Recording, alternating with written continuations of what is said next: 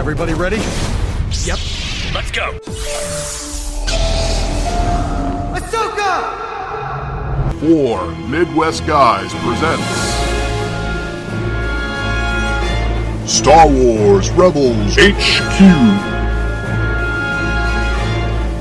Battles leave scars. Some you can't see. Holocron. I'm afraid it's changing him. I will never let my friends get hurt again. Your anger gives you strength. Governor Price, these rebels have proven particularly stubborn. How do you intend to solve this problem? I need someone who sees a bigger picture. To defeat an enemy, you must know them, not simply their battle tactics,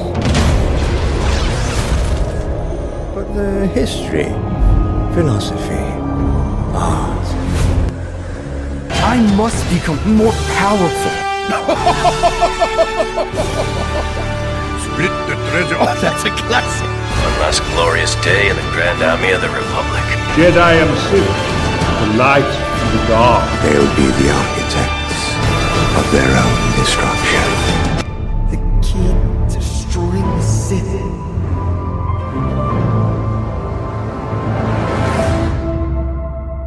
Hello everybody and welcome back to Star Wars Rebels HQ. Today we'll be reviewing Season 3, Episodes 21 and 22, 0 Hour, which is also a Part 1, Part 2 that they put together for the big season finale of Season 3.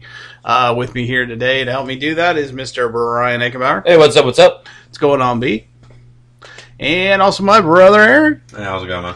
The whole crew's here for you to finish off Season 3. So let's get right into it, guys. So right off the bat, Thrawn arrives, and he's got his own Death Troopers, so another nice little Rogue One connection there. Yeah. So. Well, I mean, you don't see him pop up too often, so it's a nice little tie-in. It is. It is. It was kind of cool. I think they almost look cooler animated, I thought, than they did in live action, you know, because you get, like, the green, you see the green. But I think we also knew what they were, too. Oh, yeah. So when you saw them on this, like, animated, you're like, ooh, I know exactly what those are now. Yeah, exactly. It's like, ooh, okay. So I guess these rogue troopers are reserved for high-ranking members in the, the Imperial. Yeah, well, it's interesting that you see them with Thrawn, since this is kind of the first time you see them with him, and it's... Yeah. The only other person you see them with is, like, Vader, yeah? Well, not even Vader. We only saw them with, their official description says they're Vader's troopers, but in reality, we've only seen them with, what's his name, Krennic from Rogue One the whole time, so yeah. So it's kind of reserved for, like, Grad Admirals and other higher positions. Yeah, like their own personal death squads or something like that along the line, so pretty cool to see. Also, we see Kallus in this scene. He uses the mouse droid kind of as a spy tool. Well, not only that, like you kind of see him like stalking up above, and then he has the little mouse remote tool and control. Yeah, it's interesting because you never would have considered it, but I mean, it's one of those things. Droids are so ubiquitous in the universe anyway. It's, even for Thrawn, it's kind of a pretty much not noticed little tidbit. Little detail. I would never thought to use a mouse droid that way, although I've always wondered what the hell they were for. Right, exactly. I don't know. I assume they were droid? Just like garbage droids, like Roombas, yeah? I guess. I always thought they were like just for little transport devices for maybe transporting data. I mean, I guess maybe a cold drink. But at the same time, like you already see that, you know, you can transmit large amounts of data, you know, wirelessly throughout the universe. I mean, you have that almost IT ship like a few episodes back, so it doesn't really seem like necessary to transport them. I guess it's just, you know, and then we see it go through, I guess, the ventilation system, so maybe they're like repair droids or something. I don't know. Hear that, or they keep the ventilation systems clean? Could be cleaners. Ventilation scrubbers? Yeah. Ventilation scrubbers, there you go. I mean, I guess if you go to enough dusty planets or various atmospheres, it's kind of necessary to kind of clean everything out, so maybe. So so there's a big. We all know that they go into their big secret meeting there, and I guess the big thing to take away from the meeting is that Tarkin gives Thrawn the capture alive order. Really, I mean, not only does he say that, you know, they're going to attack, so they're going to attack Lothal. We know that, but we know that somehow they found out that General Dodonna's fleet's on the way through his spies, which also brings up a big point. Also, where did these spies come from? I mean, or where are they? Are they deeply embedded in the rebels, or how, or why? I mean, it's never really you would addressed. assume it's one of those things that are deeply embedded, but it could be another side story down the road. Yeah. So, and I don't know. I was just wondering where these spies are, because it's been a big thing with Kallus being a spy. So where's you haven't the Imperial? Really seen the opposite side of that, right? So much. Right. I wonder if they'll get into that next season, because they didn't really answer it. Obviously, I mean, it kind of depends on where they want to go with next season. Mm-hmm. Depending on do you go more with the Sabine storyline, or continue more with an issue with Thrawn, or whether you go in a completely different direction, or well, we know they're probably heading back to Mandalore, or to that Civil War. At least they're going to touch on it again. But it's going to be interesting. I would like them to kind of explore that plot. I thought that was kind of an interesting thing. It was a minor detail in this episode, but I was like, oh. But yeah, it's one of those small things that it could be, its own episode in time. Yeah. And also, since Tarkin gave Thrawn the order to capture him alive, does that mean that Tarkin outranks Thrawn? Because to this point, I've always kind of viewed them as equals, almost. Yeah, in this episode, it does really seem like he is taking his orders from Tarkin to a certain extent. Almost. So yeah, it could be that, Tarkin is kind of a place above him. Because, I mean, if you go back to Rogue One, Tarkin is above the other dude who's in white. And Krennic, Krennic. Yeah. And he's above Krennic as well, so I would assume that his position is slightly higher. In fact, it's almost like a power struggle. Here, it just seems like it's established that he is a Grand Moff, and that then again, he does hold Vader's leash in the first Star Wars, A New Hope, so yeah, I guess that makes sense. I don't know. I mean, he's pretty much running the military side of it to a certain extent. A little bit, yeah. It just seems like I was just kind of taken back by that, because I always... Up to this point, like I said, it seems like they were always on equal footing, it seemed like to me. Tarkin and Thrawn. Oh, okay. Not that... I always thought that Grand Admiral and, Grand Moff, even though they're different branches of the military... Because you read them in the books? Well, just from the books. Well, not even so much from the books, because they never... Because in the animated series, they never really interacted. Well, they did at the beginning of the season. At the beginning of the season, it seemed like they were kind of... they were communicating with each other. And they had a meeting together, and he didn't really see Tarkin giving orders. Than anything else, though. Yeah, it's true. That's very true. This is the first time you see Tarkin kind of give him a direct order, literally. And he's even he balks at it. He's like, well, that's going to be difficult. And he's like, well, that shouldn't be a problem for a man of your talents, blah, blah, blah. Oh, yeah. It's one of those snide... very much so. You see on the Empire. So, I don't know, maybe it's just Tarkin's way of establishing his dominance. I don't know. It was just... Well, I mean, it definitely does see in that way, and it does kind of seem like Thrawn doesn't really give it much mind. He's just like, yeah, that's where we stand right now, and that's for right now. Yeah, so, he still stays cool, calm, and calculated. Yeah. Yeah, which is what Thrawn does. does. I mean, Thrawn clearly does have his own agenda, and if, working within the Empire, at the moment, just... it's good for that, then so be it, Right. He's at least more calm than Krennic was, or a lot of the other people. Oh, yeah, because where Krennic was it was always about, there was that big power struggle about controlling the Death Star. And here, he's like, okay, fine. Because even later in the episode, they go, I think Kallus makes fun of him for going for the glory, and he goes, I don't need no glory. I only do it for my Emperor. And, it's kind of an interesting remark, actually. Yeah, it's kind of a tit and tack kind of thing.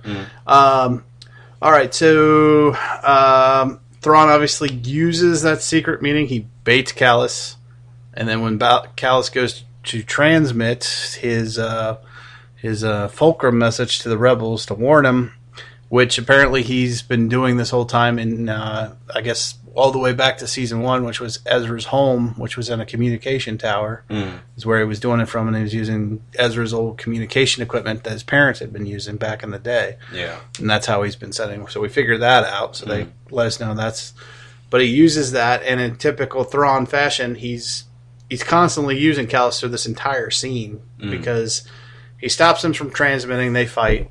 And then, actually, it was actually a pretty decent fight scene overall. Like, it's not like a grand lightsaber duel or anything, but it's kind of the closest you see to, like, kind of martial arts, like, in the episode. And kind of you really don't even see that a lot throughout the rest of the season. So, well, you see Thrawn. I mean, Thrawn's even mocking him the whole time. He's like, "Well, you're good, but you're limited by only having your Imperial training. Like Thrawn's a master of many different arts or whatever." Yeah, he goes back to the episode of him fighting the droid things. Sure, but the thing is, the whole time is he starts off by jamming his transmission, and they go through the fight. He stops the jamming and lets his partial message go through, which is what Thrawn wanted the whole time anyway, because he was going to use that to figure out where the planet was. So he's using him the whole time. He's just playing with him through that whole fight scene. I mean, in Kallus' defense, he did seem like he got that one sweep in. So, I mean, that is, plus for him. But more or less, it is Thrawn's kind of victory in every other regard. And it just made me wonder, though, if Thrawn let him do that, because Thrawn wanted to know where the planet was, and he knew what he was doing because he had the 2 Death Troopers outside the door the whole time. So he was he let it get smashed intentionally so it would go through. Right. He's playing with Kallus the entire time from the minute he enters that room. I would assume he could just have turned it off, though. He could have, but he wants to show his dominance and show he's superior over. He does have that superiority complex. I mean, but I don't know if getting your legs swept out from underneath shows your superiority. No, but I mean, I'm just saying he did it. I don't think he lost the fight intentionally. That's what I'm saying. Okay. So, fair enough. I could be wrong. But so it was just a good example of Thrawn strategy. We're finally seeing this episode, this entire 2-part episode we finally get to see Thrawn pay off. Yeah, it's kind of the only time you really do throughout the entire season, though, which is kind of disappointing a little at the same time. I don't know, for the episode it plays out really well, but you really kind of would wish there was a little bit more of this. Yeah. Or see him take down somebody else or something like this. Some use of him before this episode. Yeah, because you really don't get to see him in his glory like you do throughout this episode. What do you think, Brian? No, I'm in the same boat. All right. Okay. All right, so let's move on to the Chopper base scene, which is kind of like Ezra going, "Look at what we've done, look at what we built," and it's a nice little family moment. Yeah, it's kind of like, "Look at what Hera's done, look at what and Kane's like, "Look what you've done, look how far you've come, and look at, it's kind of a nice little kumbaya moment, Yeah, the calm before the storm of the episode sort of thing. Hera saw something in you, I guess I did too. But the big thing I took away from that whole thing between him and Kanan, that whole conversation is Kanan goes, "I'm not sure there's much else I can teach you," which to me was like, okay, so that's something you've seen him struggle with throughout, actually pretty much even into the second season. Oh yeah, but this is like Kanan finally admitting, "I'm not sure there's anything else I can teach you." So number one, at that very moment when I'm watching the episode, I'm like, crap, they're going to kill him off. You're thinking it's like a death flag sort of thing? Yeah, it was kind of like, okay, they're saying goodbye in a way, without knowing they're saying goodbye to each other. Maybe they're saving that for next season. We'll see. Maybe, but I don't know. What do you think, Brian? Well, I mean, I didn't take it that away from that at all. Okay. I think it was more of a, when he said that, because it was more, even Ezra said, well, no, there's still stuff I can learn from you for life. Right, how to be a good person. Yes. Yeah. I was just kind of like, oh, crap. I was like, yeah, here it comes. But no, obviously it didn't happen, thank God. But nevertheless. But the other question that this whole conversation brought to me was, does this make Ezra a Jedi Knight? What do you guys think? Not in the technical terms, just because that's not even really where Kanan's at. So, well, Kanan did get in the that whole Jedi Temple scene from last season. He does technically get knighted by the old former Inquisitor who could have been. Are we counting that? I would. I mean, he literally gets knighted right then and there. So technically, he's a Jedi Knight. I mean, maybe, but at the same time, even Kanan admits like his own training was limited, so what he can pass on is also kind of limited. Okay, so maybe he's just barely a Jedi Knight, but he's still a Jedi Knight. And if he's already done teaching Ezra, but he also didn't knight him though. What's that? He didn't knight Ezra. No, he didn't knight Ezra, but it just makes me wonder. Where do you guys? I mean, just thinking about it for a minute. Personally, I mean, you can make the argument he's on that level in terms of technique and power. And ability and such, but I don't think that would officially put it through the title. But at this point, the Jedi title system really is isn't really in play anymore. Well, yeah, I mean, the Order's pretty much dead. That's true at this point, but I don't know. I just thought it was an interesting question to ponder for a minute, just because he's like, well, I'm pretty much done teaching you how to be a Jedi. Even into the beginning of the season, we kind of knew he was more or less kind of on par with Kanan in terms of power and technique. So, oh yeah, I mean, especially when you include the bits he's picked up from the Sith holocron earlier on, and to what extent he was able to kind of adapt that to a more pure light-sided technique, right? So to his skill set anyway. Well, he's always been kind of like Luke. He learns a lot pretty quick. I mean, as far as other Jedi. Well, I mean, you can make the argument he actually learns at a little slower pace than you see with Luke in the original film set, but that's because this is arguably going through like a couple years in like the first 3 seasons, like rather than just the one, or like just the weekend course Luke gets. Well, yeah, exactly. But Luke is the son of the chosen one, but still, yeah. You could also make the argument. Fair point, though. Yeah. One of the reasons the Jedi trained kids at a young age was more to do with the like mental, emotional aspects, and not necessarily how long it takes to pick up on the techniques. Oh, sure. I mean, Yoda's even afraid to train Luke. He's like, at first, he's like, yeah, you're too old to begin the training for that very reason. But yeah, like it clearly is more of an emotional, mental component than it is any of the other like techniques or anything like that. Yeah. In terms of like the age restrictions that Jedi had. In fact, I would say that's probably maybe the only thing holding Ezra back from Jedi. Not to go back to the whole Jedi Knight thing, but holding him back from being a Jedi. Like the emotional attachments. He has the power, he has the skills, but he doesn't. Maybe he lacks the emotional maturity to handle it. Yeah, there's an argument for that. Yeah. So there we go. All right. So the other big thing to come out of that chopper base scene is finally the arrival of General Dodonna's fleet. If that name sounds familiar, and even Ezra says that name sounds familiar. Yeah, it's fun. They actually had that little reminder built into the episode, right? That the Y-wings they stole went to his fleet. General Dodonna was originally in the Galactic Republic during the Clone Wars. He then became commanding of the Star Wars fans are going to kill me for this because I'm horrible at pronouncing some of this stuff.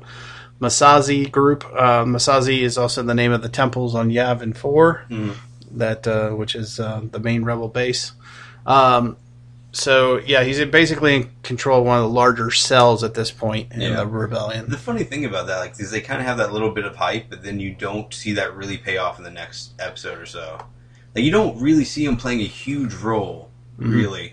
Yeah. Like, don't get me wrong, he is there, he is present, he is playing a role. It's just, it's not what you would expect it up with that little reminder and hype up about how it's like the largest cell sort of thing. Yeah, he doesn't really get a chance to show his general skills here at all. Yeah. Because, I mean, he's even the general that leads, the attack basically on the Death Star when it approaches Yavin 4. He's kind of the mastermind behind once they find the weakness in the Death Star, anyway, he's the one that leads it.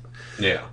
From Yavin, but still the general against it. But yeah, you don't really get a chance to see that. You're right. Yeah, it's just an interesting component. You think you would have utilized that character a little different.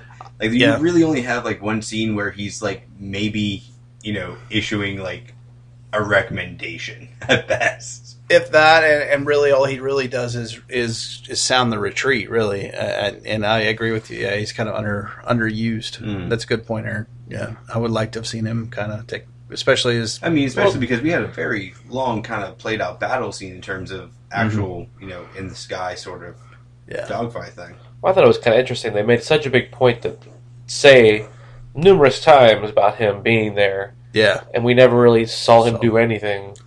Maybe he'll pay off next season because, unfortunately, we lost a big commander for the Rebels. We'll get to that here in a little bit.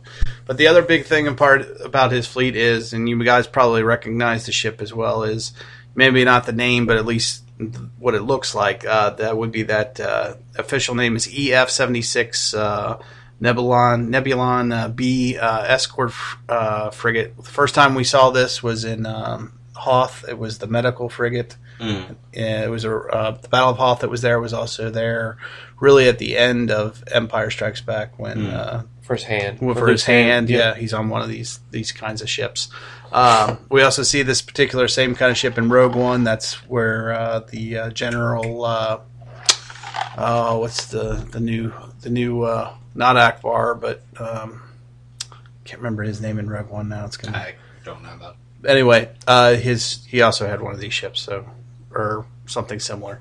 So it was kind of cool to see those, even though they kind of just get beat up by the Empire in this episode. It's still kind of iconic to see. For 8, though, don't we? We see something similar. They're shorter, and we'll get the trailer for The Last Jedi just showed up, and then that trailer, it looks like a more modern, shorter version of the ship. I would agree with that. More compact. Yeah, kind of. Yeah, that's a good point, Aaron.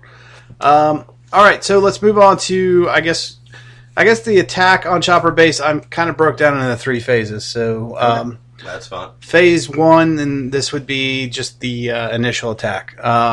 Basically, the rebels receive Kallus' short message, and they figure out that Thrawn knows where the base is. And as soon it was a very quick response. So they're like, "Oh, okay, he knows what? Oh, yeah, he definitely knows we're here. Yeah. Let's mobilize." What's that? The rebel fleet's disappeared from Lothal. Oh shit. Okay. And then you have the transmissions breaking up, so they're clearly know there's big jamming. So yeah, it's pretty quick, and then right then, they go right to Sato, and obviously they're like all these starships, come out of hyperspace. So, I really like this battle. I liked how it was animated. I've always been a little critical of how they animate the space battles. I've always thought it was a little slow. Definitely not the case in this episode. No, I thought it was I pretty think this face-bad. is like there's a couple scenes here where you actually see Ezra who's trying to actually escape out of the battle, right? And you see just from his point of view, just twisting and turning and seeing things explode up, and it really has that kind of in the middle of it all sort of feel to it. I think we haven't really seen in a lot of these battles. Not really. What'd you think, Brian? What'd you think about the animation? There was a lot of first person stuff. Yeah, as opposed to just like the old cartoon style that you see in the distance. Yeah, where you see the battles in the distance. Just felt more personal, more up close. Yeah, and really having that transition between the two, I think, really made it where you can kind of understand what's going on, but you have that sense of urgency and that sense of everything's going to hell around you, sort of thing. Yep.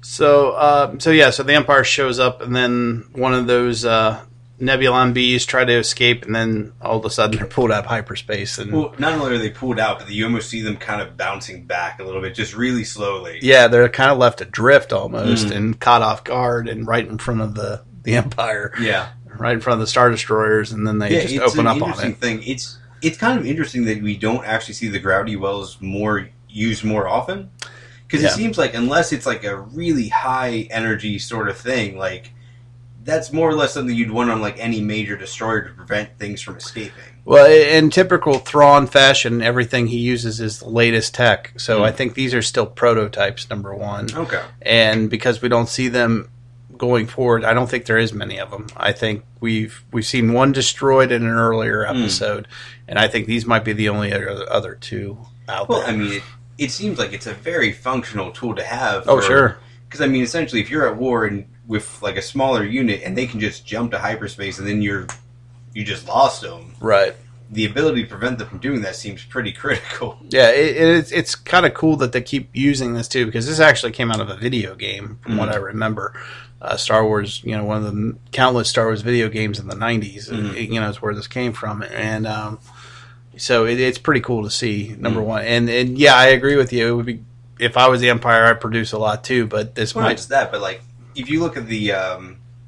I don't remember the name of the ships they actually have that have the gravity wells on them. There's a... Interdictor. Yeah. But, it seems like you could... They're actually not particularly big ships. You could have, one of those mounted to any Star Destroyer you wanted, or at least have the equipment on it. Yeah, you could. I guess you could integrate it into one of the larger ships at some point. It seems like that'd be more functional. At some point, yeah. And because they only had, two just kind of manning in the background, but... You kind of clearly see where the flaw is at by the time you get the next episode. Yeah. The only thing I'll take away about having those things where they're at is I get it, and I know it's just a plot point, but I was like, why don't they just go the other way, or go up, or go down, or go? Yeah, I thought the same thing. I'm like, why do they have to go right through where they are? Why couldn't they go to the other side of the planet and take off? Yeah, and I know it's just a cartoon. It's a plot point, but still. Well, there actually could be an argument that if it's the ship itself, the gravity well, is actually creating a space where it doesn't allow you to escape Hyperloop, you'd actually have to run so far to where you're actually out of the range of it before you could actually use it. You'd think you'd go on the far side of the planet like you or something, you know? Like hyperspace towards them. Like, running away from them, you have the risk of getting shot, but you have that same problem when you're retreating back to the planet. Right. So yeah, like you really could have just made a left turn because you have all of the dimensions of space. Yeah. Could have just gone in a different direction. Right. And there's probably a range for that ship because you're preventing something from escaping, to hyperspace. There has to be a power limit to that. I'm sure range limit. I would think there is. It was just one of the. I had to bring it up because I couldn't. Oh yeah, it's definitely a plot point. Yeah. Or it's one of those little things you just kind of jump over until they explain the concept of it. And I'm being super picky, but yeah. So it's still a cool concept. It is. So they get back to the planet and they kind of come up with a strategy, and they go back to the planet, and Hera's like, "Yep, Ezra, Kanan, we need you to escape and get help. We'll find a way to break the blockade and let you get out." And then Kanan's like, "Well, I gotta go tell a friend." Yeah. AKA the Bendu. And Ezra, you're on your own. Good luck, kid. I thought that was just kind of like, okay, and I was like, may the force be with me. Yeah, it's a funny line and it's delivered that way, but it kind of plays up to the earlier kind of, I've more or less taught you everything I kind of knew in terms of like techniques and stuff. So yeah, it's a bit of a playback to that. It's like we're trusting you with this part of it. I mean, I guess it could be like that. What do you call it? Those moments. Kind of a passing the baton. Passing the baton, or a rite of passage is what I was trying to think of. But I don't know. What do you think, Brian? Yeah, I mean, it was kind of weird. There was this like, well, it made sense, I guess, because you're splitting them up. Yeah, because you don't want them both going, and then the ship get blown up, and then both Jedi are gone at the same time. Right. But at the same time, it was like it wasn't even like I need Ezra and somebody else to go. It was just Ezra. I was like, yeah, that's kind of. And it was just kind of left there, and they were like, everybody was fine with it, which it is kind of a rite of passage moment, but still, it was kind of like, all right, it's up to you, kid. Yeah. All right. Well, I mean, essentially, like, adding someone else to a ship didn't really help them any, unless you assume like they were a better pilot or something. So it's fine. I guess I just expected Kanan to give him at least give him the "May the Force be with you" line or something like that. And it says like, best of luck, kid. Yeah. I just thought it was a little out of place. I don't know. No, I thought it was kind of in character for him. It's not one to be too ritualistic or like be too basic in the system sort of thing. But it was funny because Ezra had to wish himself, "May the Force be with me." Yeah, he's just kind of I guess I'll do all right. I guess may the Force be with me then. Yeah, it's a funny little moment for a more dramatic episode. It was. So Kanan goes off to warn the Bendu and seek his help. But pretty much, I mean, while the rebels when we get back to space, they're taking some pretty heavy damage. Yeah. I mean, the Thrawn strategy, entire ships going down, and I mean, Thrawn has a ironclad, strategy against them, and if not for Commander Sato's sacrifice and Constantine, incompetence, they probably. I have a weird question on that though. Yeah. Isn't it a little messed up? You had the Asian dude go full kamikaze. Yeah, I thought first. Yeah, that went through my mind. I was like, just a little bit fucked up. I won't say fucked up. It's not quite PC, but it was fitting to give him the hero kind of. Don't get me wrong. Like it plays out in the scene well. It's just like it's one of those things. Like really, that's where we're going with this. All right. I don't know. What do you think, Brian? Do you think it's a racist thing, or do you think it was more just? I just think it was the way that. Yeah. He was very selfless and for the greater good and kind of thing. Right. I didn't think it was not PC at all. Yeah, I thought it was a good scene. I liked how he saw the ships exploding around him. He saw everybody getting cut down essentially, and took it upon himself. Yeah. So I mean, at the very least, he offered to evacuate his crew before ran everyone into it. He had two guys that stood by him. Very noble. So he got that noble heroics. Well, I mean, that's also around the same time that you have Ezra pretty much complaining, like, hey, I can't find an opening to escape here. The only thing I didn't like about the scene, it was cool the way Sato went out. I just wish he had been on a different ship. Why? Because they got rid of that damn cool-ass carrier. Yeah. It's gone. I mean, it's a good way to explain why it's not in future movies, but still. Would like to have kept it through season 4. I don't know. Maybe it's I don't know. You don't know where season 4 is going, man. Yeah, I know. I know, Brian. I know. Yeah, that was favorite ship of yours. That was like one of the newest, the new cool ships that we got to see. Yeah, and it was like, son of a disappointing moment. Very, very. All right, so let me catch up here on my notes. I apologize. Yeah. So Constantine's pride. Do you think it was Constantine's pride against Thrawn, or? Well, it's Constantine's pride and just general stupidity.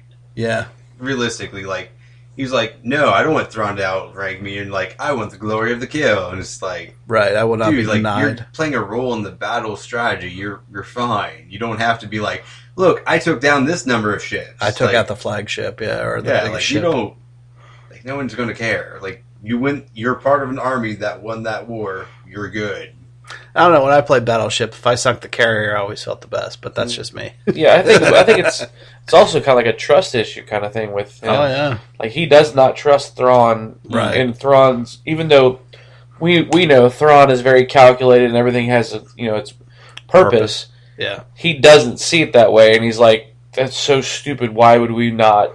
Right. You know. Well, I mean, that also goes to his thing. He's like, we have a giant force. We crush them with giant force. End of story. Yep. So is that a byproduct, you think, of maybe Thrawn constantly looking down upon him? Maybe?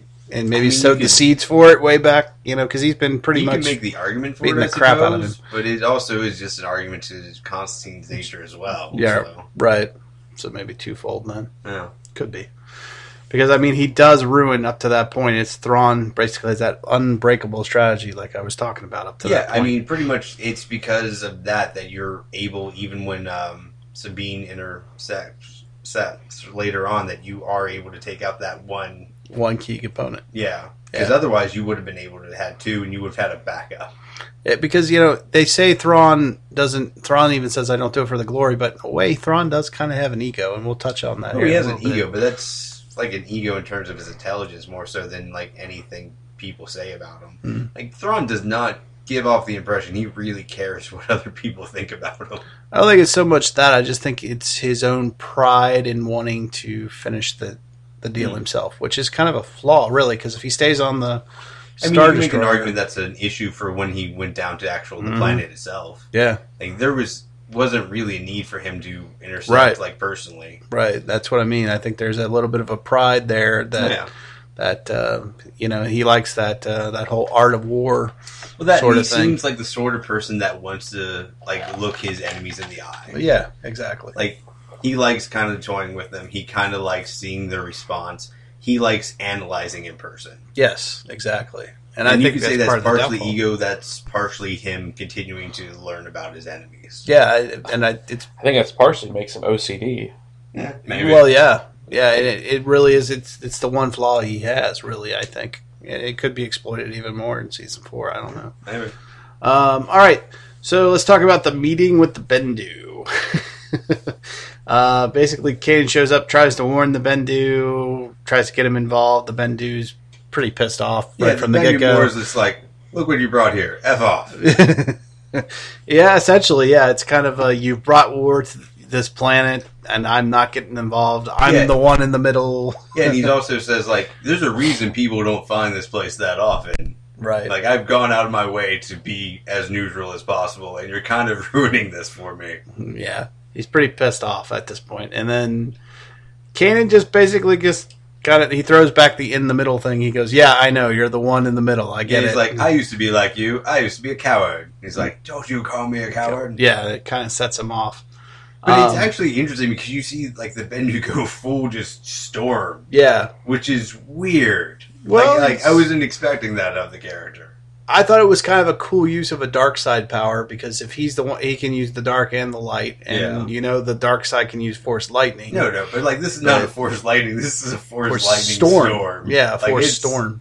Like it's just one of those things. Like he probably had the power to more or less destroy that planet if he wants to at that point. If he really wanted to unleash, yeah. I don't know. What do you think, Brian? What do you think of the force storm? The force storm, I didn't like it. Not as much as I thought I would have. Yeah. Looking back on the whole storyline after watching both episodes, the force storm is kind of cool. Yeah. But it's not something that we ever see again. Yeah, probably won't. Probably not. We won't ever see it again. And it was just one of those, like, I mean, later on we find, when Thrawn's like, oh, shoot for the dark center. Like, really? So basically he's just a giant dust ball with, you know what I mean? Like, he's like, oh, shoot for the center. Like, why would it be the center? Why would it? Because he sees his eyes, but yeah. You know what I mean? Yeah, it's just one of the, it's just, I don't know. Yeah, like he had a physical form within the cloud sort of thing was kind of weird. Yes. You would prefer him to actually become the storm instead of just like the whole... That's kind of what you assume at first. Like, that's what I thought. I thought he was the entire storm. I'm like, oh, this is interesting. Yeah. And then later on, it's like, oh, he's not really the storm. He's just he's the eye of the storm. He's the eye of the storm. Right. But then he's also later on just like shot just passed through him and he's just non-physical again. Yes. Like so he like jumps in between being physical and non-physical. Yeah, it was just I didn't care for it all that much. Okay, that's fair. I did like the line that he used right before he became the whole Force Storm or whatever we want to call it. He says, perhaps it's the will of the Force that the Jedi and all your kind perish, and I serve the will of the Force. So he's kind of justifying to himself, okay, well, I'll just kill everybody. Yeah. I'll still stay in the middle, I'll still stay neutral. Well, yeah, I mean, he has been kind of a Force entity the whole time. Like, he presents himself as being kind of the neutral in between, like, the dark and light side, and he views himself in that regard, so it's not that weird. He's just like, fine, you want me to take part in this? I'm destroying everything. Yeah, I'm just going to wipe everybody out. So I thought that was kind of an interesting take from his perspective. Yeah, I mean, he's like, it's fitting. Right, it's transparent, I am neutral, I'm destroying everything that's here. Yeah, goodbye, good luck. Yeah. All right, so let's talk a minute. Even though he does kind of almost try to hunt Kanan down later for pissing him off. Well, yeah, he attacks everybody. I mean, he really does, and we'll talk about that here in a little bit. But Ezra's call to Mon Mothma. This scene just pissed me off. It didn't seem the most necessary scene. If there's one thing so far about Disney taking over and expanding the Star Wars lore, it's learning about, especially through Rogue One, we see it in Rogue One, is the political side of the rebellion. You have that in the prequels too, though. Like, not of the rebellion, but you not have for the that rebellion.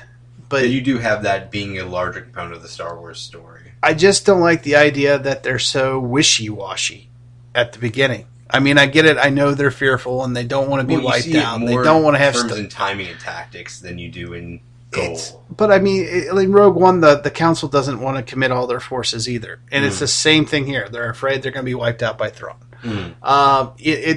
I don't like that. I don't even want to know that about them. In my mind, I always saw the rebels as striving and fighting for everything they had. Yeah, but actually, I think this is kind of a better thing. Like, it doesn't show the rebels as being complete zealots. They are aware of the situation. They are aware of the consequences.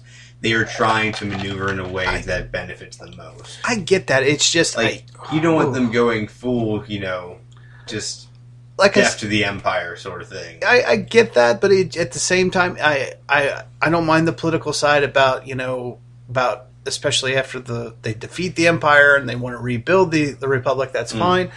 But if you're in a war, fight the damn war. Don't sit around and argue with each other. It does seem kind of like they want to get rid of the Empire, but they don't want to commit. Yes, there's no committing. There's no yes, we're going to go one-on-one with the Empire. Yeah. It's more of a we still want to do stuff behind the scenes, but put up the front that we're with the Empire kind of thing. Or it has that feeling like you can fight with this hand, but we're going to keep this hand out of it. We're going to handcuff you here, and we're going to limit you here. Though, it shows that they're not a complete unified front. They are not True. a government. True, that's they true. They are a coalition of forces. Yes. So you are going to have internal squabbles and arguing, and that is to be expected. Yeah, you also are going to have disagreements about whether you want to be more stealthy or more militaristic. True. And that is something we've seen even being an issue in Rebels itself. And I get it. It's just I don't like it. I really I didn't like it. I hated it in Rogue One, and I hate it here. It bugs me. It's fine. For what it is. Yeah, it's just I guess it's my own personal point of view. I didn't grow up necessarily watching the original films from the get-go, so maybe that's why I'm actually thinking that's a fine component to add to it. Yeah. Whereas that might be like, no, the Rebels were strong and steadfast sort of thing. I just always saw them as scrappy. I always saw them as fighting for everything they had. Like, they were in a constant struggle with the Empire. Well, yeah, I always saw them as, like, once you're with the Rebels... Yeah. Like, you're with the Rebels. Like, you are against the Empire, and you're full force against them. Right. And this is more like I'm with the Rebels, but I'm going to stay over here just in case something happens to that group of Rebels that I can say, oh, no, I was never with them. Or it was like an escape plan for them. Or I'm going to hold a council meeting, and I'm going to have a filibuster on whether or not... And I really didn't like the fact that it was Mon Mothma that was the one that said that. Like, I really thought, like, she was part of the one that brought them all together. Right. And here it's like, I can't get involved. It was a moment of doubt. I don't know if that's enough to really be a giant issue or flaw in the character. And then she threw Organa at him. She's like, oh, so Organa was right. It was too early to start the attacks, blah, blah, blah. Mm-hmm. You know, it was like, give me a break, man. I don't know. I just don't like it. I really don't like that side of the Rebels. It's just my point of view. And it's probably like you said, Aaron, it's how I grew up thinking of what the Rebel Rebellion was. Well, I mean, it's going to be an issue going forward, I think, because you do definitely see an expanding of the series. And as you expand the universe, you're going to have little details thrown in here and there. And some of them kind of twist how you view the original material. I mean, that's to be expected to a certain extent. Oh, yeah. I know. Like, I mean, that's kind of the reason some people had an issue with the prequels, why some people have issues with some of the comics or the extended universe stuff, or a number of things. I think I'm going to have an issue if they go total gray Jedi on us in Last Jedi. I think I'll have issues with that too, but we'll see. Hopefully not. All right, so let's move on to Phase 2, the ground attack. Thrawn's he basically forces the Rebel fleet to ground. Which I think is kind of strange, but I guess it makes military sense.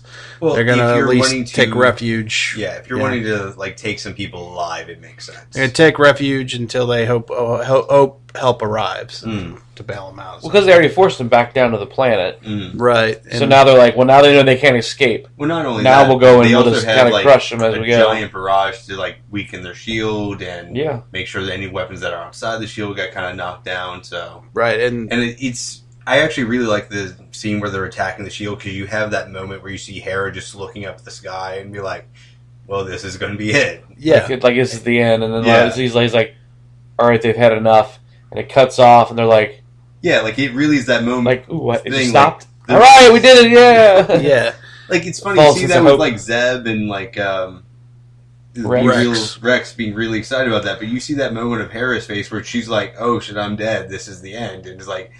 There is a moment where Thrawn really does just break her spirit, in terms of momentum going forward. Oh, She recovers, but you have that. Yep. Not only is it's a moralizing thing, and I think that was part of it, but again, I think this goes back to Thrawn's pride. He wants to be the one to force them to surrender, to take the victory for himself. He was asked to take them alive if possible. That's true, he was, but... So he is trying to deal with his orders. Even when he does go to the ground, he's that's a fair point. Take the leaders alive if you can. Yeah. It's actually kind of funny how he words it.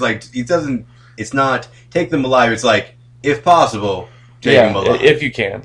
It's not a high priority, but if you can do it. That's true. I didn't really think about that. I kind of looked at it, though, from Thrawn's point of view, that he'd want to see Hera broken, that he want to see I'm sure there's that component too, but it's also one of those things he is trying to be loyal to his orders, and his orders were to take some people alive. You got a good point there. That could be the counterpoint, because up to that point I was going to say, well, yeah, he could have just kept firing and taken them out. Kept firing, they would have been all dead. Yeah. There would have been no survivors. Yeah, so that's a good point there. I didn't think about that at the time, so yeah.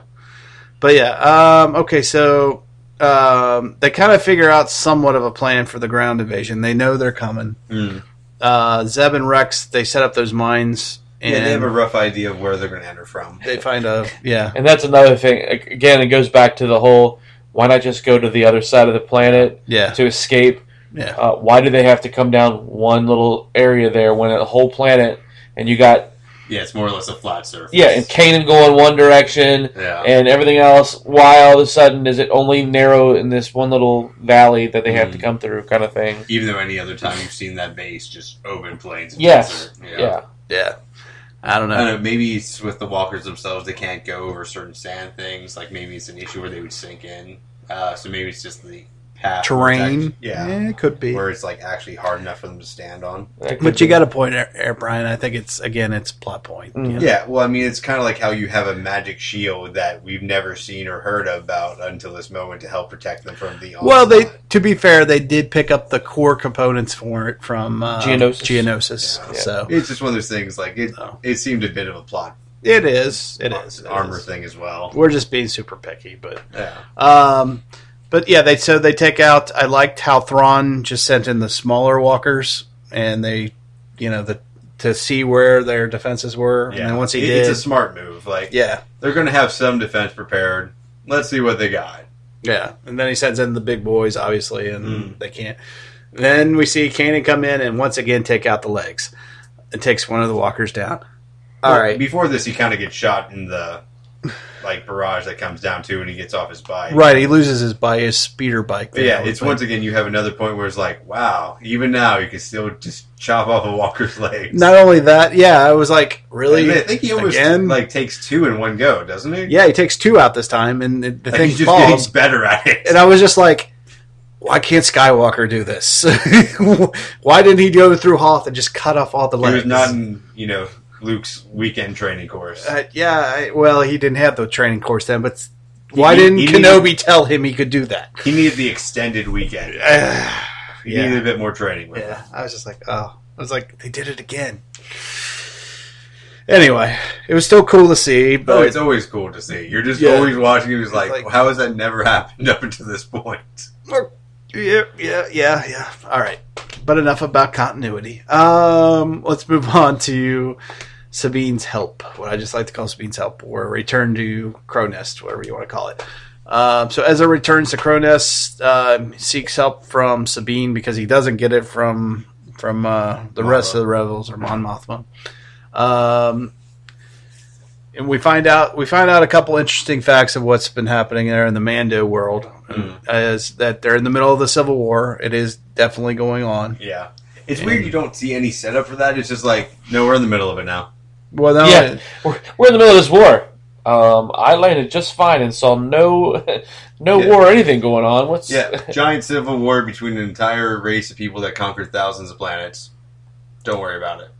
Well, not only that, I mean, they're intentionally vague, I think, but because we're going to find out more next season. But still, we find out that the Empire is backing Clan Saxon's old clan, and that they're barely holding on to what they've got right now, and that because the Empire's part of it. Yeah, you have that thing where they don't have the time to sacrifice like their troops for helping out.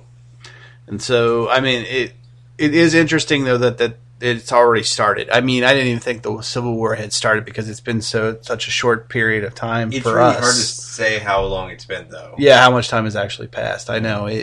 But that they're that far into the war and that they have strategic, they've got, I almost said strategery. Strategery. Little GW there for you. But yeah, that they're, they've already got their areas, and they've got their maps, and they've got their ships in place, and you kind of see that whole hologram thing kicking. So it was just kind of an interesting. Well, it's interesting that they're already kind of backed into a corner, even though know they would be a little bit since they don't have the Empire's backing. It's interesting how quickly that developed. Yeah, how very quickly that happened. So, but anyway, so Ezra says, "Well, I guess I'll go back alone," and then that's when Sabine steps up and says, "Well, I'm going with you," and then eventually gets her mom to.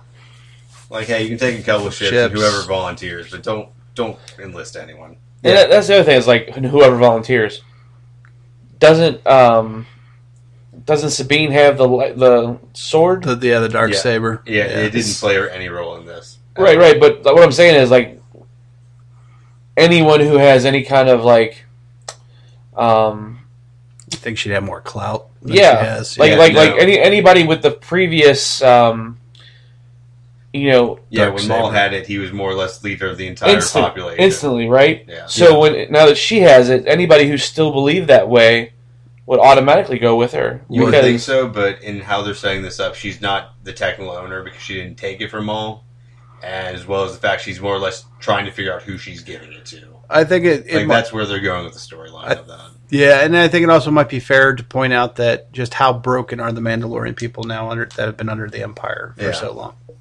I mean, you have Mandalorians that are at the point of the Civil Wars before they were somewhat more united, if not still squabbling. Well, yeah. So I don't know.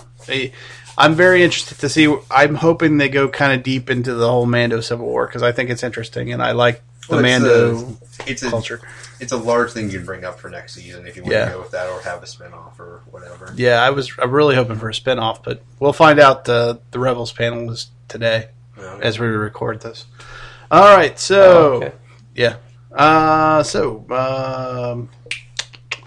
so they get the so Sabine begins her big plan against the interdictor, the one left, the one gravity well ship there. So, all right, so let's get on to Phase 3, which is I'm just calling it the Escape from Madelon. Thrawn basically surrounds the rebels. I like how he demanded Hera's surrender, and if not, she said he'd kill all her friends one by one. Starting with the Jedi, which is Kanan. So you got to, again, more strategy by Thrawn because obviously he knows that it's an emotional weak point for her. But at the same time, it seems like an interesting choice in that you're choosing to attack the one person that can also reflect the bullets back at you. It's twofold, right? Yeah. It's Hera's biggest emotional attachment, and it's also the guy that can cause you the most trouble. Yeah, when you're trying to take him down, other than maybe Zep. So, but again, more strategy. Thrawn is always strategy. It's always the next chess move, right? So, but yeah. So just when things look darkest, that's when the big storm of the Bendu shows up. Yeah, just slowly taking out random things until it's actually starting to strike. Shooting force lightning bolts and destroying walkers and death troopers. Not only that, but like force lightning bolts strong enough to take out entire walkers. Yes. Like I was really surprised that the Bendu attacked everything. Yeah. You thought he was actually going to be like, fine, I'll help out. Yeah, sort of like I really did because he could see that, Kanan and the rebels there meant no harm and everything else. Yeah, and that he would attack the attackers, not everyone there on the planet. The one who brought the war. Yeah. But he stayed true to form. He's all about the damn middle. Yeah, or all about himself. Yeah. Well, yeah, kind of, because he takes out. He takes out the walker, and in return, he actually takes out a rebel A-wing. Yeah, I think he takes out a couple of rebels. And he strikes the ghost several times. You know, maybe not as hard, but it's still enough there. just to like you're an asshole. Yeah, pretty much. He's Kanan Jarrus, Jedi Knights. He says, sounds kind of pissed off. This is your friend. I might have made him mad. Hera's that fun line. No, he's not the only one. Yeah, sort of thing. I know how he felt. That was a good line. I agree. I like how Thrawn. The other thing I liked about the scene is how Thrawn said, "What Jedi devilry is this?" Yeah, like he's actually thinking it's like a giant Jedi trick, or something. And I think it might show the point that he understands what a Jedi can do, but he has no concept of like Jedi mysticism or anything of what the Force is. The Bendu is a thing you don't really see pop up a lot in anything up until Rebels, like in the last season. Well, true, but overall, I think he understands what a Jedi can do, but he doesn't understand the Force like abilities. You're right, but it's not deep enough to where you're dealing with Force entities. Yes, and that's what catches him off guard. Kind of fair, actually. Yeah, like you have like a giant, almost demigod thing in this universe it's not something you expect to pop up. Yeah, it completely throws him for a loop.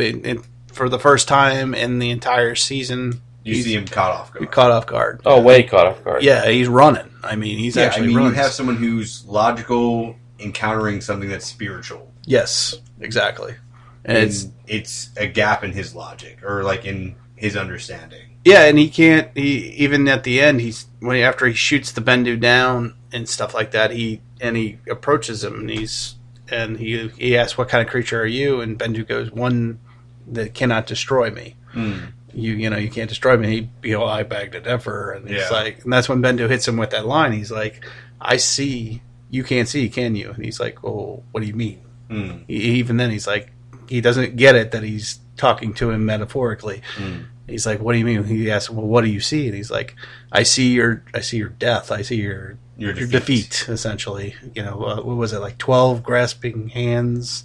In a dark arms surrounding you in a dark embrace or something like that. So he falls into a Sarlacc pit. Possibly. That's a good point. Oh, that's a good one, Brian. I didn't think about that. Thrawn. Yeah, it was a good scene, like especially how another major character falls to the Sarlacc pit. Yeah, like you have that kind of like cut and like back and forth between them just staring at each other, and I thought it was really well done. Oh yeah. And Thrawn's reaction to that is more or less just okay, blast. And then he comes one with the Force and disappears. Yeah, and then that freaks him out. Yeah. Because he thought he was dealing with something that was still a living still entity. Physical, yeah. Strong and powerful, but still a living entity, and then just disappears. And it's one of those things. How do you deal with that? And to his credit, he thought he had defeated it because he saw the eyes of the storm, so to speak, and he shot him down. And you see just the entire Bendu body just crash into the earth like a meteor. Right. And he thinks, aha, I've got this thing, whatever the hell it is. And, and then he still doesn't understand, even at the end, though. Yeah. He has no concept. But I imagine, like, if you have Thrawn getting his characters in the next season, that has to be something that's kind of a paranoid thought in the back of his head. Well, it's a direct contrast from Thrawn in the EU books. Because when we get to Thrawn in the EU books, now granted, that's just after Jedi, Thrawn has figured out that the reason why the Empire fell is because the Emperor was killed, and that the reason why the Empire was always winning was because the Emperor was always overlooking his forces, was always guiding them through the Force together as one entity. And he said, without that entity is why they lost. Yeah. And that was the big thing about the EU books. Okay. So, do you think that's something we could see kind of re-put back into the story? Or they could be rebuilt. This could be the starting point for Thrawn understanding the other side of the Force. Okay. Understanding the bigger picture, so to speak. Like you actually see Thrawn having like a major revelation and expanding his understanding. Like he might want to understand how the Force really works, not just the physical realm, but maybe the mystical. That'd be an entity side, spiritual Thrawn, side. Actually, yeah. I think it's good. It would be interesting. Yeah. So we got a little off track there. So I apologize, gentlemen. I'm not as good with my notes tonight. It's been a while since we had a good Star Wars podcast. So let's talk about the Mando attack on the interdictor. I thought this was a cool scene. I liked everything. Very classic sci-fi. Yeah. Like very. What was the thing that was a big inspiration for Lucas going to the first Star Wars? Lost in Space? Not Lost in Space. Kurosawa and stuff like that. Is that what you're talking about? Oh, I can't think of it. It is another sci-fi thing. It's there's Battlestar Galactica, but I wouldn't put it with that. Oh, I can't think of it for the life of me. It's a really cheesy old sci-fi thing. Oh, you're talking about Flash Gordon. Yes. Yeah. It had a very Flash Gordon sort of feel, I think. Because, a little bit, yeah. Like, especially in how you had like the little circular helmet sort of thing. Like it's very retro. That was the only thing I didn't like. I loved the Mandos in action. I loved the space, them running around in space and on the ship. I loved everything, but his cheesy ass outfit.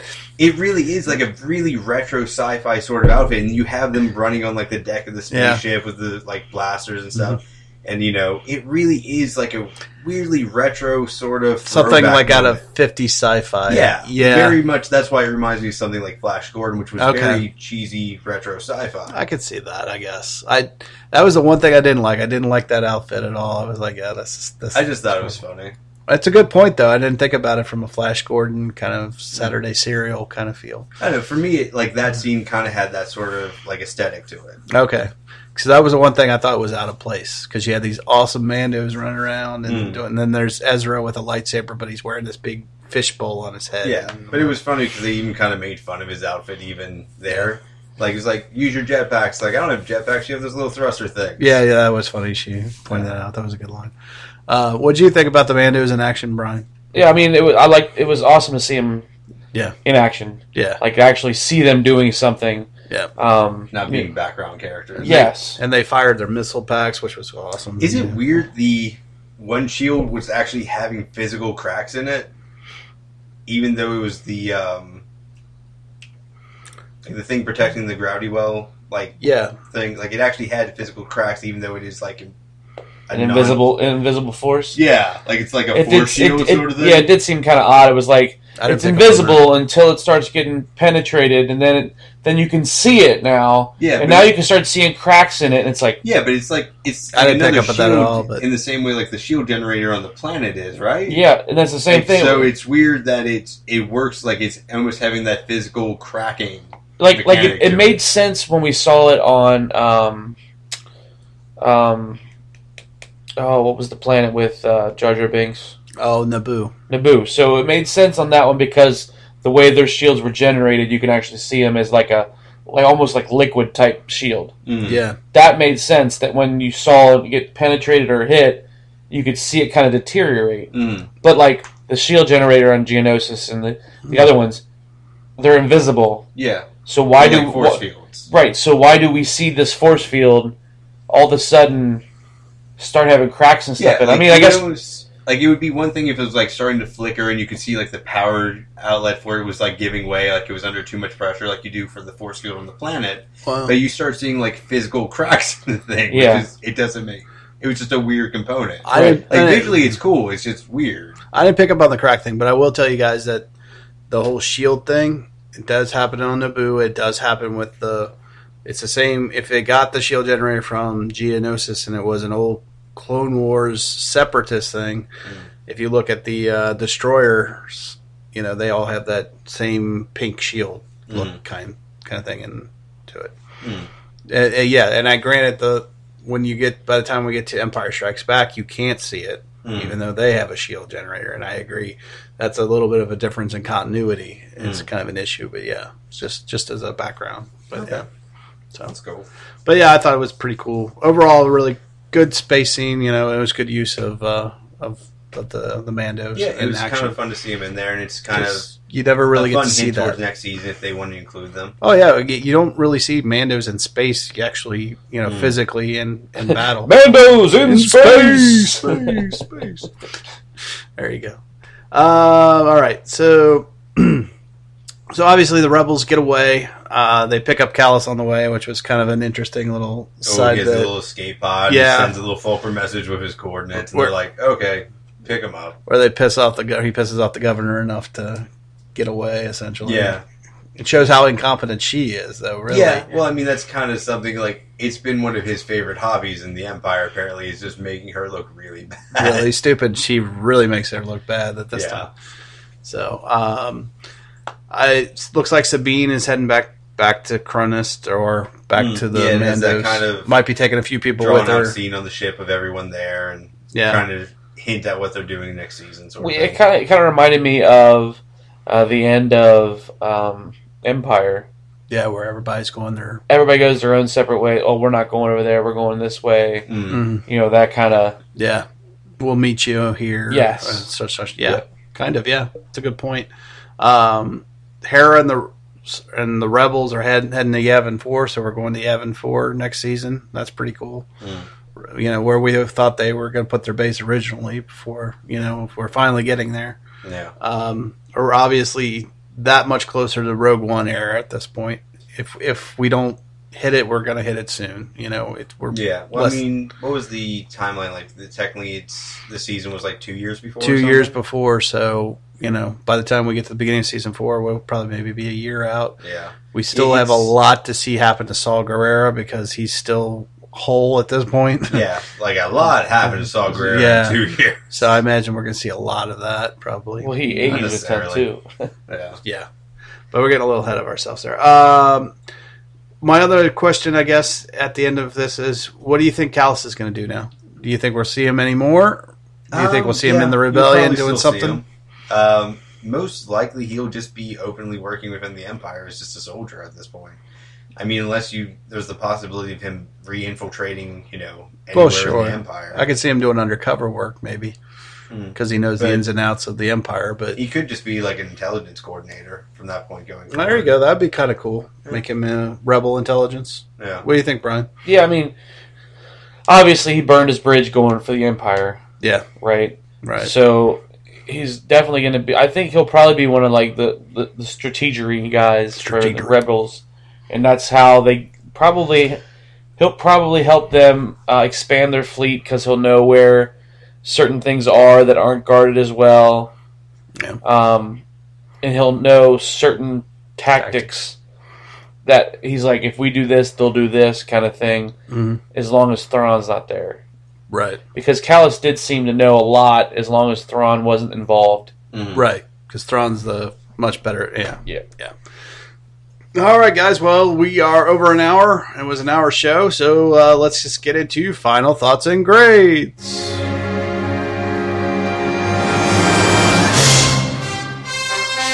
All right, Brian, your final thought and grade for 0 Hour.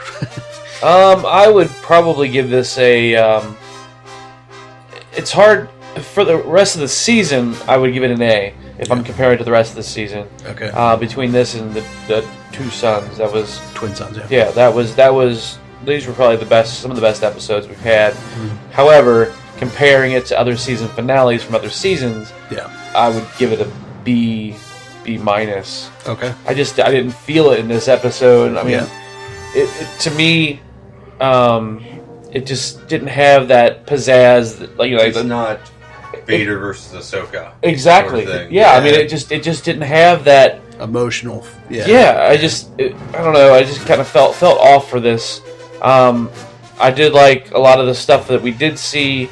The Thrawn character, kind of iffy on him, but it was kind of cool to see the whole strategy side of things finally pay off. Yeah, as opposed to just a battle here, a battle there. The rebels always getting the upper hand on everything because it wasn't going to be that way.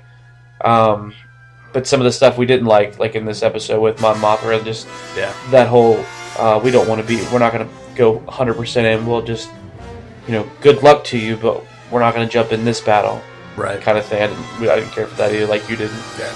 Gotcha. But yeah, cool. I will build off that, and I'm giving it a better grade. I'll give it a B+. Wasn't quite A status. It had a lot of good stuff. I love the Mandos in action. I love the space battles. I love seeing the Bendu do his force, the whole force cloud thing. I like that. I liked a lot of stuff about this, but like you, Brian, it didn't have the pizzazz of season 2's finale. So do you think you're comparing it to like the season finales of previous seasons? Yeah. So than you are just like the rest of the episodes of this season? I think I'm probably looking at it from that point of view because it is a season finale. And season 1's finale was pretty good. This one is pretty good as well. Season 2's finale was phenomenal. Yeah. As far as I'm concerned. So it's hard to... They may never get season 2 ever again's finale. Honestly, it was that good and that well written and that well done, in my opinion. Granted, it was completely different from what we saw. This season finale was more of a Rebels overall kind of season finale, whereas we dealt heavily with the Jedi and the Sith for season 2 and a lot of mythology and whatnot. So for me, this is definitely more of a B+. This is not A material as far as season finale goes. As far as the season goes, this season was not as good as season 2 either. I thought this season had a little bit more filler than season 2 did, and even season 1 did, really. So, overall, if I had to look at it from a perspective as an episode by itself in season 3, I'd agree. I'd probably bump it up maybe to an A. So, Aaron, what'd you think?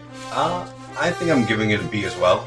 Okay. I mean, in terms of how Rebels has kind of worked its shows like in the past seasons, it clearly has made like the mid-season finales and the season finales kind of a larger budgetary thing, a larger plot point thing. It's really been kind of highlights for the season.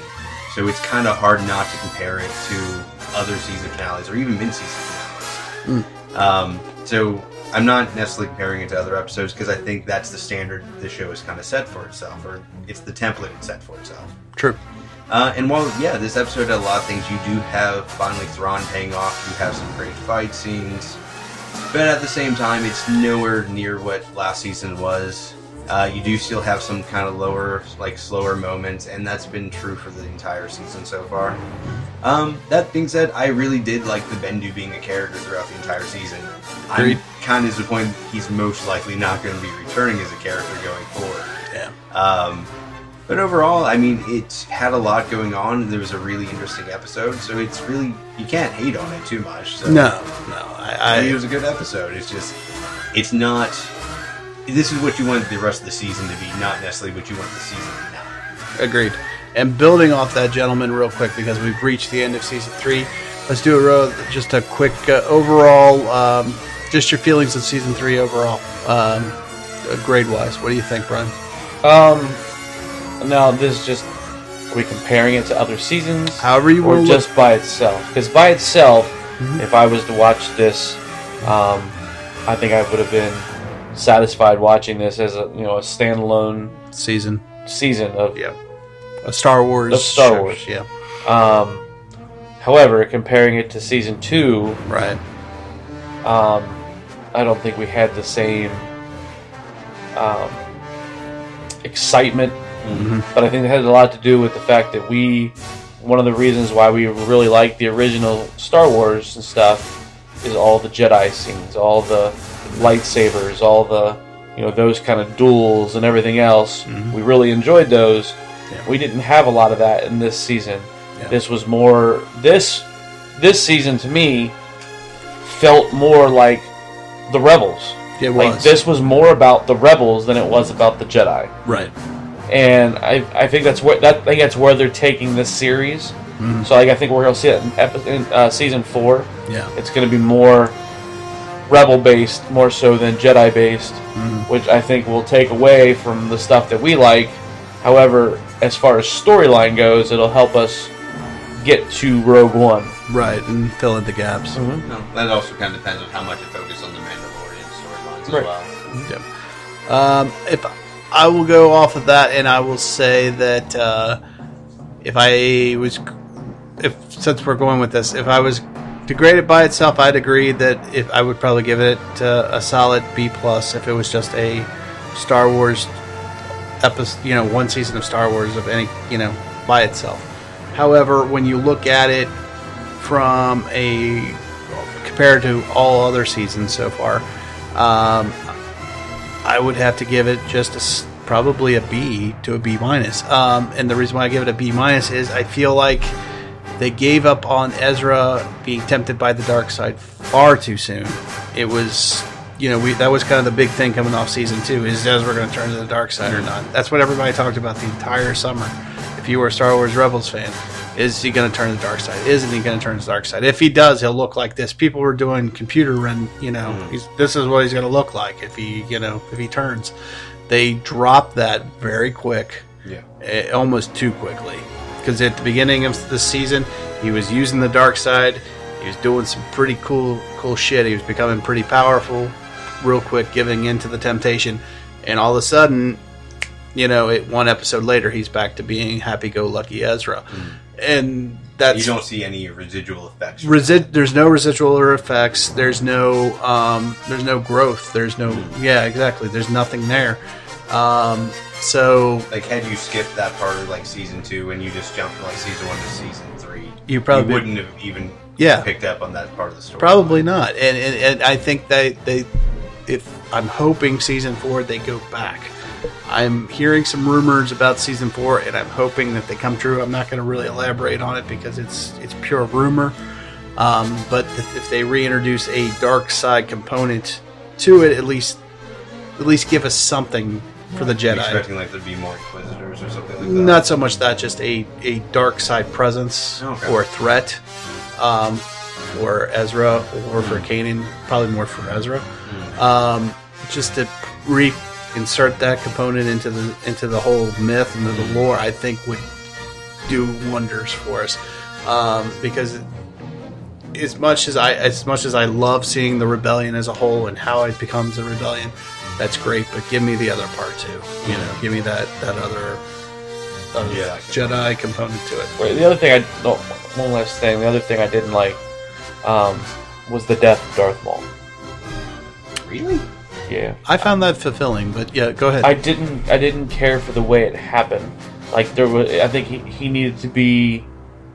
You wanted something more grandiose. Yeah, it's like instead of just Obi-Wan just kind of straight down the center break his lightsaber, like you didn't really see it hit him, and it just kind of broke his lightsaber, and he's like, ugh. Like, was he attached to the lightsaber?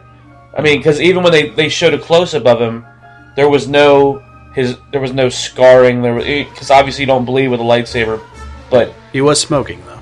Was he? Yeah. Oh, it does show where it comes. Oh, okay. Because when I was watching, of course I was watching on my phone at work. Oh, yeah. I didn't see and it was just like, yeah, really. But I did really like the way he died, though. I mean, like with the is he the chosen one? Is he? I really like that part. I was like, that's kind of cool that he even in his death. He was more. It was about the Force, and he was like, "Is he the one going to bring?" Right. That was cool. Right. Yes, that was very cool. But I really wanted that battle to be longer. Yeah, we had a big discussion on that last podcast. Yeah, more of a battle than it was. But anyway, Aaron, your thoughts? Yeah, go ahead. For me, I'd probably give the season a C+. Okay. That's not fair. only is this an episode where you do have more episodes that are more filler, you have them in some of the worst spots in terms of momentum. Like, you really have, like, a droid episode right after you have an episode that's really building up, the creation, the unification of, the Rebel Alliance. Yep. And any momentum you had from that is just dropped.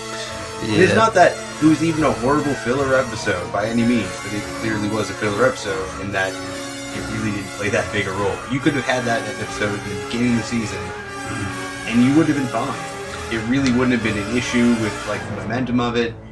And I think there's a lot of missed opportunities this season, not only in terms of how you're pacing it, but how you're setting things up. Like, there are other storylines I think you could have done that probably would have been more fulfilling from a lot of the fans. And I agree with that. In fact, I was watching a panel Thursday with Filoni because we got Star Wars Celebration going on right now, and even he goes, he said they do that intentionally, though. They will. Oh, the ups and downs. They do that so everybody can catch their breath, he says. But I got to disagree with him. I think they're better off just going straight forward. Oh, I mean, there's certain seasons, like you look at season 2 and you see where like it builds up and it drops down, and you have these gradual little shifts to, kind of refocus. But this, like, season, you have like really high moments, really low moments. Like, it's like really drastic. Yeah. Yeah. Like, it's not just like a little drip to like kind of repace yourself sort of thing. It's just drop. Yeah. At the same time, I feel like we've been spoiled by season 2 because season 2 was really, really good. At the same time, though, I think even comparing this to season 1, there's a lot more filler. You don't have as many episodes that are purely focused on character growth, and the pacing for season 1 was better. Yes, but it was shorter too. It's a shorter season. But yeah, that's true. Agreed. But yeah. All right, guys. So real quick, I will just tell you, where can you find 4 Midwest Guys? Well, it's real easy. We have a website now. You can go to the number 4 MidwestGuys.com. Again, that is the number 4 MidwestGuys.com. One more time, the number 4 MidwestGuys.com. If you go there, you'll find our Twitter, you'll find our Facebook, you'll find our Podbean, you'll find our, most importantly, our iTunes for a lot of us out, for all your podcasters out there. Plenty of ways to follow us. Including all of our podcasts are also on the website. They're also categorized at the top. If you just want to listen to Star Wars Rebels podcast, click the Star Wars Rebels link. If you like Marvel DC Kings, click Marvel DC Kings. If you like our binge casts, click BingeCast, and it's all there for you in chronological order. So please go to the number4midwestguys.com, the number4midwestguys.com, number4midwestguys.com, and check us out. All right, Mr. Angebauer, thanks for joining us. Thanks for having me, man. Aaron, thanks for joining us always. No problem. All right, and for B. Willie saying, may the force be with you always.